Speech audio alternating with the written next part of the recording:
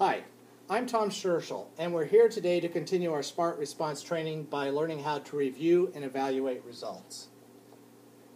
In our previous section, you learned how to set up a storage system for grades. Next time, we're going to learn how to assess more effectively. Today, our objective is to find result details in the Teacher Tools gradebook. As effective educators, I really believe we need to be able to evaluate the performance of both the assessment that we've given and of the students who've taken the assessment. So we need to know, number one, was the assessment itself successful? Did the majority of the class walk away having mastered the material?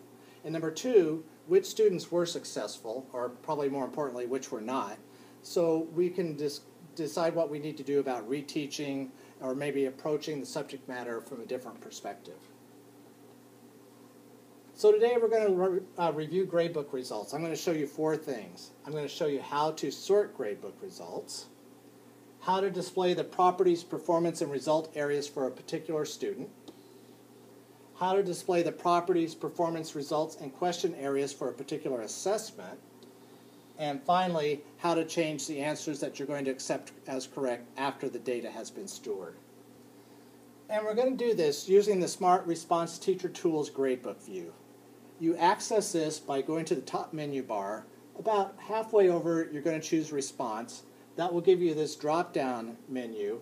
About 3/4 of the way down, you're going to choose Teacher Tools. Now, I'm experiencing some unexpected behavior today. My response drop-down menu does work, but it's very slow. It takes like 30 to 60 seconds to open up. So I've already done that, and it's hiding behind here. This is a gradebook view for Miss T's class. This is a fictitious teacher that we're just using for training purposes. So if you remember, the first thing we wanted to do was to learn how to sort gradebook results. So if we go back to Miss T's class, in the gradebook column over here on the left, I see all the classes. I'm going to choose the first one, Science 8A, and I'm going to show you how you can store information. We have the home page here now. I also have a Students tab and Assessments tab. If I want to sort under the Students tab, I would open up the Students tab, the second tab. I could go to any column. Let's say I want to sort by last name. I'm going to go to the column header, choose that. I see a down arrow, so that's sorting in descending order. If I click it again, I see an up arrow, so now the names are sorting in ascending order. I can do something similar for assessments. I can choose the third tab. It brings up all the assessments. Let's say I want to go over to the right-hand column. The title is Class Average, and I want to sort by that. I can click on the column header. The up arrow shows me ascending, down arrow descending.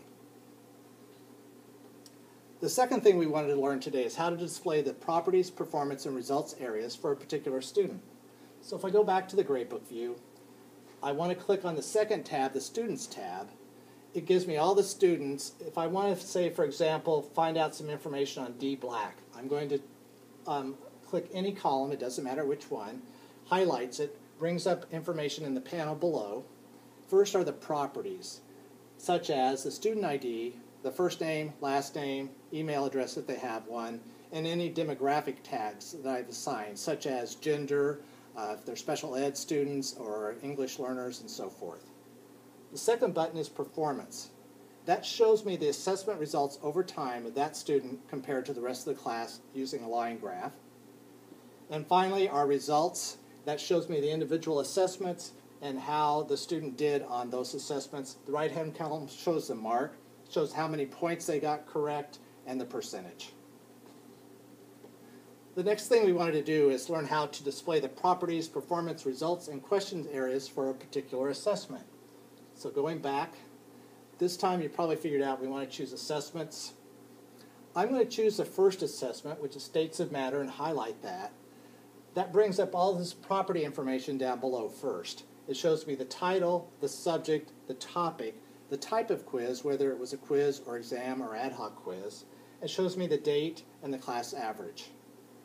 The second button, the Performance button, shows me how the class did on individual questions. There are 5 questions, there are 5 bar graphs.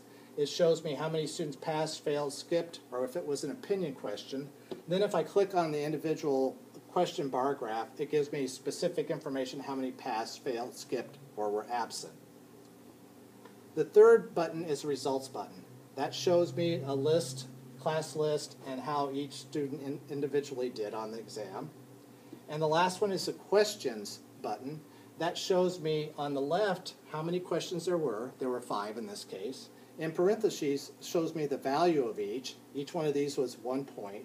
And then I can get additional information by highlighting a question. It brings up 3 columns. The first one is response. That shows me what kind of question it was. This one was a yes-no question. Occurrences, how many students got it correct. The right-hand column shows me which answer was correct with an arrow in a box. And then finally, I want to show you how to change answers you'll accept as correct after the data has been stored. Now I can speak from personal experience. I've used this a few times. Let's say, for example, I'm human and I made a mistake and I entered the wrong answer when I created the assessment. But I didn't find it out until after I've given the assessment, and I don't want to give the whole test all over again. So it's easy to go in and change that. I'll show you how. Another example I can think of, sometimes I will have a student come up to me and say, Mr. Scherschel, you said B is the correct answer. I get that, but I also think that C could be considered correct. And if I think it's a valid argument, I'll accept that. So I'll show you how you can change that. And then sometimes we just need to throw a question out. You know, maybe we really feel that I know this has happened to me, that I feel like I haven't done an effective job of teaching a particular concept, and I don't want to hold that against the students if everybody got it wrong, so I just want to throw it out completely.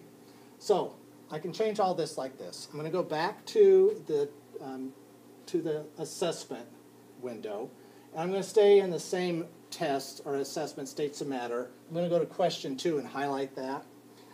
Now, this answer originally, the correct answer was C. Let's say a student convinced me D is correct also. I'm going to select that. So now I have 2 boxes selected. Either one is correct. Let's say this is one that I want to throw out altogether. I'm going to deselect both boxes. So now the question won't be counted at all. Remember, C was correct.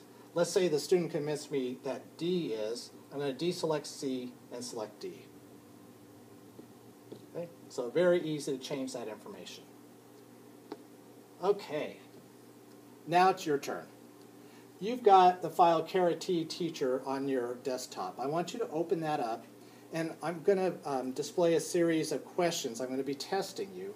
I want you to sort through the data to see if you can find the answers, and then we're going to compare the answers at the end. Now, I want to go over the first one with you to show you how to do it. So the first question is this. What was the most recent assessment completed by the Science 8A class? So I'm going to move this over just a little bit, come back. We're in Science 8A, so that's correct. We're under assessments, so this is the correct area. We want to know what the most recent one was. Well, I could do this a couple ways. I can do it the slow way by looking at the title, Climate Change Discussion, finding that, coming over, find out the date, write that down, and then compare all the dates. But much easier, simpler, and efficient, more efficient way to do it is to sort. That great sorting tool, remember? We're going to sort by date time. I'm going to come over here, click on the column header, do it in descending order, so the most recent is first, March 20th. That is titled Plant Studies. So now I'm going to go to my answers and see if I can find a corresponding answer. So A says Climate Change Discussion. That doesn't seem right. B is chemistry quiz. No, not so much. C is a quiz about plants. Plant studies, that seems to me like that one's right. I can infer that is correct. So C is the answer. Go ahead and enter that in. I've given you the answer to the first one. Okay, you have 3 more questions. I want you to do them by yourself, and then we're going to check the results at the end together. Okay, now that you've had a chance to answer the questions, let's see if you got them all right. Okay, number 2, how many students responded correctly to question 3 of the Plant Studies quiz in the Science 8B class? Well, I hope you came over and chose Science 8B. And then it says how many students responded correctly to question 3. You have to decide, are you going to choose students or assessments? Well, because of the questions question, you have to choose assessments. And then you have to choose plant studies. And then you have to go down to the questions button on the far right and choose that. It says question 3, so I'm going to select question 3. I can see the right-hand column, the correct answer is B. So 25 out of 31, or 80.6%, chose that. How many people got that right? Good for you. Okay, let's see about the next one. The next one is, whose overall average is the highest in the Science 8B class? So since it says whose, that sounds like a student question to me. So I'm going to click on the Students tab, the second tab. And I want to sort again. I can, look up each individual one and write it down and compare it. Use that great sorting tool. Average.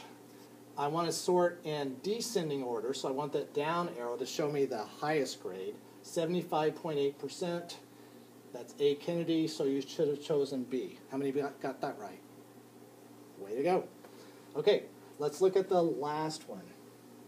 What was indicated as the correct answer to question 7 of the scientific investigation exam? So that sounds like assessment to me. Scientific investigation I can see is the second one, so I'm going to choose that. And then I want, again, the questions button, the fourth button. I'm going to choose that. And then I'm going to choose question 7. The correct answer was B. So you should have chosen B. How many got that right? How many got them all right? Woohoo, way to go. Okay, you've done a lot today. Today you learned how to review gradebook results by sorting gradebook results, how to display the properties, performance, and results areas for a particular student, how to display the properties, performance, results, and question areas for a particular assessment, and finally, how to change the answers you'll accept as correct after the data has been stored. And I really encourage you to use this absolutely fabulous assessment system.